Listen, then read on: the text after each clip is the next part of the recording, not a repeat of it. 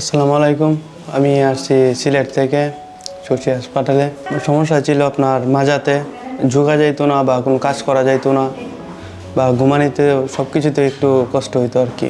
যে ডক্টর অনেক দেখাইছি আর ওষুধ তো রেগুলারই খাওয়া লাগতো, দৈনিক 2-3টা ব্যথার ওষুধ খাওয়া লাগতো। খেয়েছি প্রায় আজকে 6-7 বছর হবে।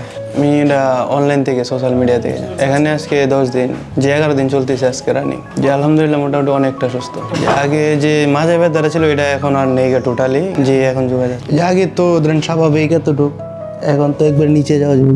যে আগে হাঁটা চলে কষ্ট হইতো বা ঝিনঝিন হইতো, এখন আর এটা নেই, এখন সুস্থ। তো এই যে আপনি আমাদের কাছে 11 দিন ট্রিটমেন্ট নিচ্ছেন, এক্ষেত্রে কিন্তু আমরা আপনাকে কোনো রকমের ব্যথার ওষুধ কিংবা ইনজেকশন না না, ওরকম কোনো কিছু দেওয়া হয়নি। অ্যাকুপাঞ্চার, তারপর ম্যানুয়াল, তারপর সেফটি, ওজন থেরাপি, চাইনিজ থেরাপি, ওইগুলো। অনুভূতি তো অনেক আলহামদুলিল্লাহ, এটা বলার মতো ভাষা নেই। জায়গায় এতগুলো ওষুধ খেয়েছি, এখন ওষুধ ছাড়া এতটুকু সুস্থ আছি আলহামদুলিল্লাহ।